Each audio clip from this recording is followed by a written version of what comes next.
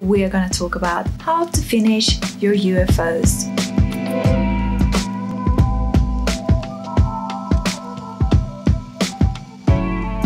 Hi, my name is Matilda and welcome back to Miss Matti, the channel where we talk about how to live an awesome and sustainable life. If you are a crafter, maker, sewist, knitter, you probably have a fair share of UFOs laying around. At least I have, and I have had even more than I have now. And that's mainly due to me really making an effort in taking my time to actually go back and finishing all those old projects. And recently I even have finished a quilt that I started to cut out the pieces for like around 9 years ago, which I then pieced last year, and this year finally got around to do the quilting and the binding, and it's now done. And another project that I recently finished was this pillow that I crocheted like 10 years ago. It was my first crochet project ever, and I was making granny squares, and it was meant to be a blanket, but then it ended up to become a pillow, and the pillow has been finished for years. Only thing I needed to do was sew a sort of inner pillow case and a zipper so I could put in an insert pillow, and then just attach that to the actual crocheted pillowcase, but that took absolutely ages before that even happened. And I finished a lot of other projects recently. I'm not gonna bore you talking through all of them, but if you are interested in knowing about the projects I've finished as of late, let me know in a comment below, because I could make another video about that if you're interested. I have some good advice now after trying to finish all this project. It used to be like I was really good at starting projects and not so good at pushing through and then finishing them. I learned a lot about not just starting projects but actually finish it through university, and I studied fashion design, and so I did learn how to really push through those different stages of the creative process. So there are 3 different stages of like energy in a project. The first stage is that starting energy. That's the stage I sort of absolutely love being in. That's when you're so inspired, you're so motivated to get started, you are so excited to select your fabrics, cut out the pieces, you envision yourself wearing it if it's a garment or whatever it's meant to be. In the end, you envision how that's gonna look. You're like, oh yes, I'm gonna make this, it's gonna look so awesome. And then the next stage is that pushing through energy. That's where a lot of us sometimes get stuck, right? That's when things are going wrong sometimes. Things are harder than we anticipated when we started a project, or you do a mistake. But it can also be that super exciting stage where you're like in total creative flow working on your project. Then we come to the final stage of energy, that is the finishing energy. That's when you can anticipate like you're about to finish the project. You are really close to it. You can see it happening.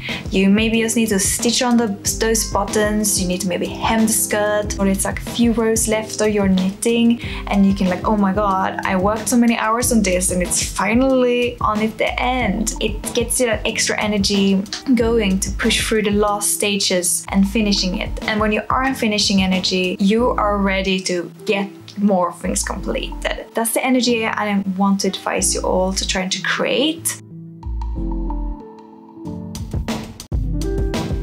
If you have a really simple project that you are really excited to finish, that you know you can finish really easily, just sit down and do it. Carve out some time and sit and finish those projects. Get that finishing energy going. That's gonna help you so much to get the energy going to complete the other projects as well. First, I would advise you go through your UFO pile and just take an inventory and be really honest with yourself. Like, do you really want to finish this project? I know for me, because I feel it's so wasteful to not utilize all the fabrics I have, both for the environment and also money I spent on the materials and the time I spent to make it. So a lot of times I've been so guilty of holding on to projects that actually do not excite me anymore. What's important to remember in this case is that you have a choice. Just because you started a project doesn't mean you have to finish it. At least not as the intended original design. You can turn it into something else, you can change it around, and maybe that will help you finish that UFO and get that out of the way. If you just give yourself permission to either let go of the project completely, pass on that fabric to someone else, or pass on the UFO itself to someone else, give yourself that permission to do that. Well, if you have knit or crochet project, you can just unravel, reuse the yarn. That's something I've done a few times. One thing I did like a year ago was that I was knitting on these lace socks, but the pattern that I used was really confusing, and then I got stuck, and then I stopped working on the socks somewhere on the heel, which is a really bad place to stop without making notes where you are in the pattern. I wasn't fully sure where I was in the pattern when I was trying to finish them, and I just decided, no, you know what, I'm just not gonna do these socks at all. So I just unraveled the socks and made them into this little V-shaped pillow. Yeah, that was actually just such a lovely thing to do. Instead of feeling bad about these lace socks, I turned it into something that actually was much more successful in the end. I just want to give you the permission to not finish all the projects that you have in your pile, because a lot of times we started those projects a long time ago and not all those projects are still exciting to us. Before moving on to look at the projects that you are excited to finish, it could be helpful potentially for you to look at why did these projects end up in your UFO pile? Why did you stop working on them? Was there any common themes or anything like that? Was it like, for example, that you started too many projects in starting energy? That is something that I've been super guilty of. I can sometimes get super excited and then start to cut up fabrics for loads of different projects, but not really feeling ready to go into that pushing through stage. And I also can sometimes be very momentarily inspired by something I've seen on Pinterest and not always be that mindful of the projects that I'm starting. And that's something I worked a lot on the past couple of years, to be more mindful on the project I'm starting than I used to be. And actually it just paid off a lot, although I still have a lot of UFOs in my collection, and I feel more okay with having them there as well, because I don't feel guilty because I've started them ages ago, and I know that I will eventually get to these projects. It's just that life and other priorities. Something that it could be is something you bought on sale, some fad you or trend you joined, or like something where you fully didn't make something that was really aligned with your lifestyle. You know, those things we make or buy just because we have this idea of what we should be, or a dream life idea that isn't really aligned with our actual real lives. That could be sometimes the case. Sometimes it could be that the fabric didn't work out. It could be that you did a lot of mistakes and the project was much more complex than you initially thought. It could be so many reasons. Just be honest with yourself why this happened, because it's gonna help you a lot in the future to avoid having an overflowing UFO pile.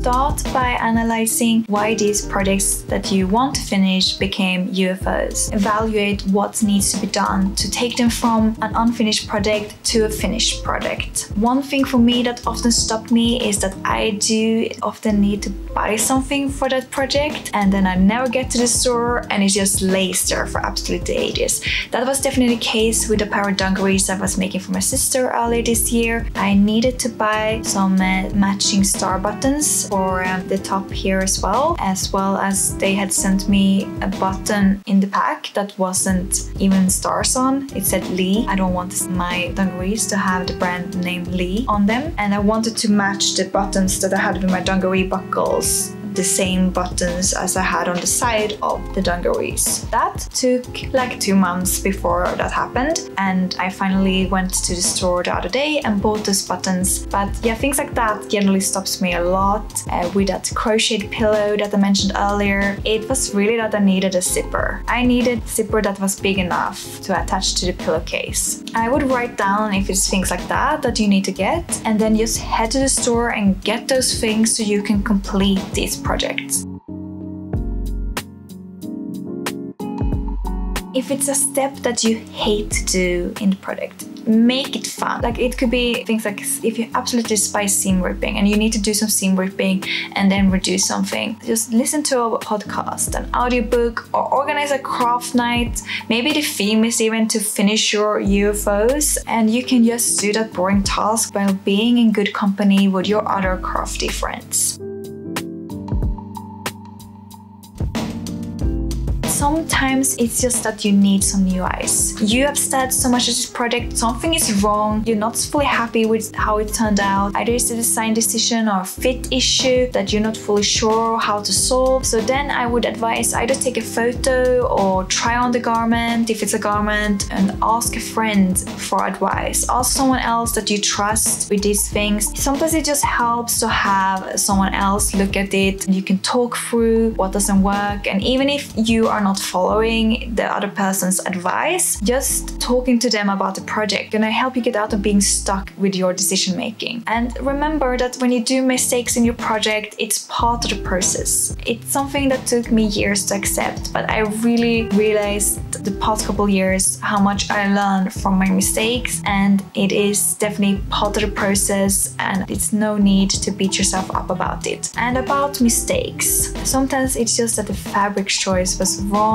it didn't turn out at all how you wanted, and then you just need to bite the bullet and repurpose that fabric that you used into something else, and repurchase or find something else from your stash that you can use for the product instead.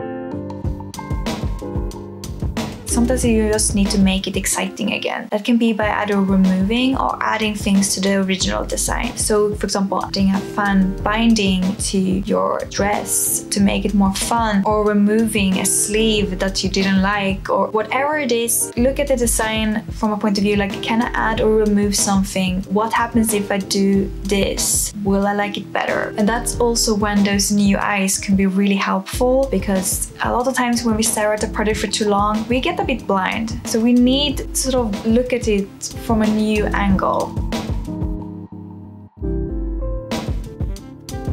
What I've done that really helps getting myself into that finishing energy is to set myself a challenge to finish it. And that can look so many different ways. For example, one year I had, by the end of the year, I'm gonna finish all the UFOs that I have. I didn't finish all of them, but I got pretty close. And then you can put yourself like, I'm gonna work on my UFO for an hour and then take a break, or I'm gonna work on them 1 hour a week. Whatever challenge you set for yourself, it depends totally on your time you have available for your crafty projects, as well as like how many projects you have in your pile. And once you set yourself a challenge or goal like that, I would gather all the supplies and start with the easiest project first. And then I would love to hear if you have any other great suggestions on how to finishing projects. Leave a comment below and let me know. I would love to hear more suggestions, and I think many people watching this video will also find it really helpful. So let me know in the comments below, as well as how many projects do you have in your UFO pile, if you know. I actually don't know how many I have. How do we avoid a big UFO pile in the future? First of all, I just want to say that accept that life happens. You might have UFOs in the future, and that's okay. Because I used to have this idea that I was only gonna work on one project at a time and have no UFOs at all, and that was like the dream in my mind.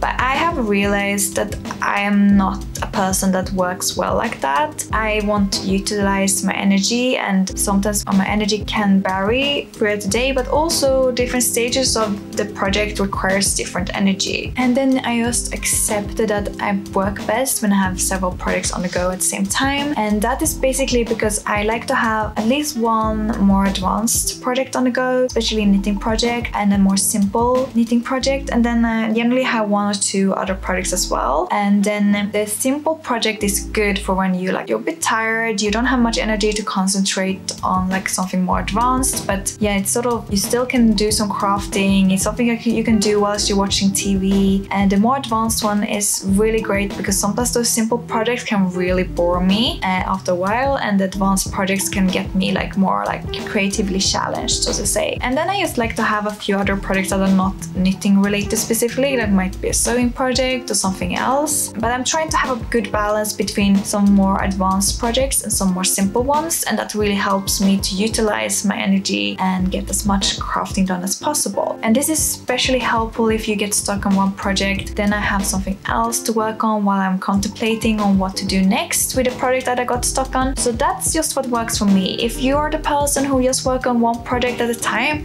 great, but do whatever works for you. I think it's important to not have these ideas in our heads how we're supposed to be, and instead just utilize how we actually are and really make the best of that. And another thing about how to prevent UFOs in the future is just to set yourself a limit. For example, that can be in terms of space, like you have a shelf or box, and if you have that box full, you cannot have more projects on the go at the same time. Or it can be like, I cannot start any projects until I finish this. And that's one I use a lot to finish projects, because otherwise I will probably start a lot of other projects. So what I'm doing instead is that I'm allowing myself to sketch down, write down my ideas for future projects, but I'm not allowed to start them until I have finished what I'm working on. Another one is to just be much more mindful. I mentioned it before that I used to not be super mindful about the projects I started. For me, being mindful is that it's something that is not something I'm just making for the sake of it. It's something that actually, after I'm finished making the project, it has some use in some way, and it's something that